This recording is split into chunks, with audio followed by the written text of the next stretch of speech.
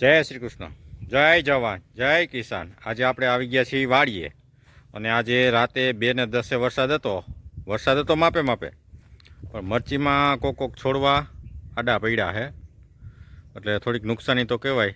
વરસાદ જાજો નહોતો પણ પવન હતો, પવનને હિસાબે થોડા પડ્યા છે।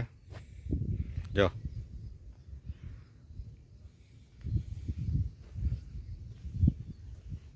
બધી એરમાં થોડા જો આ એરમાં વધી ગયા।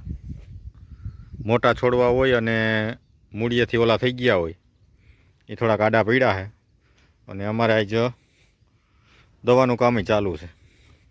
જો આ એરમાં વધારે ઠેઠ સુધી દેખાય અને ભાગ્યવાળા ભાઈ દવા છાંટે છે। 15 પંપ આવે, વીઘે 2 પંપ અત્યારે તો આ પારામાં થઈ જાય, બહુ વાંધો નથી। અડધી તો છટાઈ ગઈ, અડધે પોલે પહોંચી ગયો છે। હવે 7-8 પંપ નાખવાના રહ્યા। સવારમાં થોડુંક મોડું જ ચાલુ કર્યું કારણ કે વરસાદ છાંટા પડતા હતા। આજે આખો દી તો ખુલ્લું રહેવાનું છે। ભાઈ કેવાક છોડવા આડા પીડા?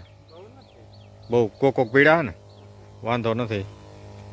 જો મરચીમાં દવા હાલે છે, મરચી A ક્લાસ નીકળી છે, એ વાંધો નથી।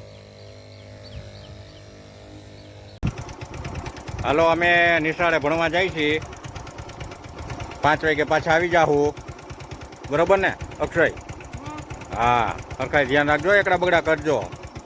જો 3 સવારી ભાગ્યા હે, તમે નીણ ખાઈને બેઠી રહેજો, અમે બપોર પછી આવશું, બરોબર ને?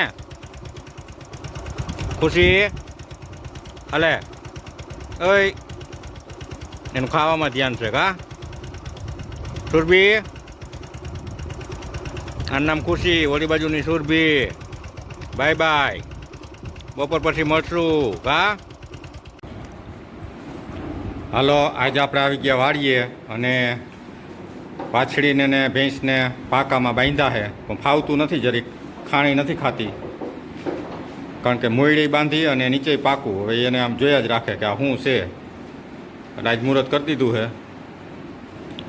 આઘા પાછી થયા રાખે છે, ચાઈટા રાખે। ખાણી ભાવતું નથી, ખાણી કારણ કે નવું આવ્યું છે 1950 રૂપિયાનું બાચકું ગાભણ ભેંસને ખવડાવવા માટે। સ્પેશિયલ એક પંજાબની કંપની છે, એનું આજ રાજદાણ આવ્યું છે। એ કે તમારી ભેંસનો વિકાસ થાય, વિહામાં તકલીફ ન પડે અને આવ વધે, દૂધ વધે, બધું દુબળી ન પડે। એટલે આજે 1950 રૂપિયાનું બાચકું લીધું છે અને ખવડાવ્યું, તો થોડુંક ઓછું ખાય છે પણ ખાઈ જા, પણ નવું લાગે છે ને મોયડી પાસે બાંધી એટલે મજા નથી આવતી, એને ચાઈટા રાખે ને કર્યા રાખે। તરિયું પાકું છે, માથે પંખો ફિટ થઈ ગયો છે એટલે મચ્છર ને એવું કંઈ કરડે નહીં બિચારીને, ભલે આજ બિચારી બાંધ્યું, 2 દીમાં ફાવી જા। નવું થાય ને, આપણે કેમ ઘર બદલે ને નીંદર ન આવે એવી રીતે આજે એને થાય, કારણ કે નીચે પાકું છે।